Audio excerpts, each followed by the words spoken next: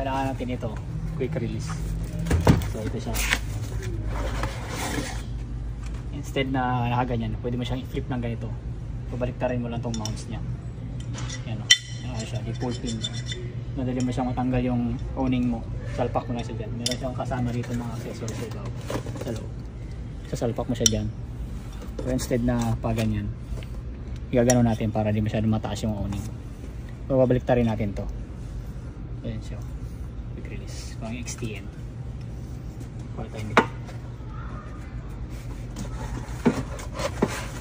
Siyempre yung kukunin natin yung nakasarapat. Sample lang to eh.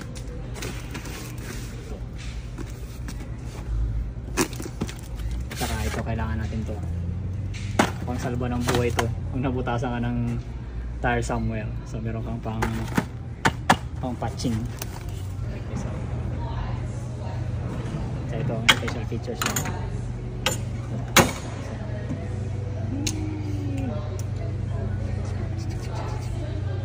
Gusto ko mas mahaba pa yung dito. Kasi iba, dito mo chop, kasi ito yung lutuan mo.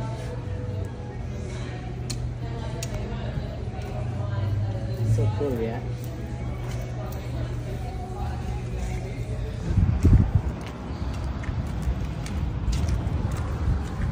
Wala namang naipon si Rowan. At least masaya kahit walang ipon. Daming project. Nakikita mo na yun. Glow in the dark yan, par. Yun o. Glow in the dark para sa gabi. Pag nag-camping ka, di ka mahirapan hanapin yung pegs mo kung nasaan. Nag-glow siya. Kasi ito, pang save ng gulong pang nabutas. Ayun. Nakakabit na natin yung owning natin. Susunod.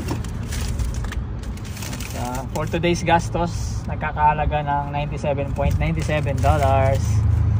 Discounted pa to kasi kasama tayo sa mayroon tayo club member ng BCF.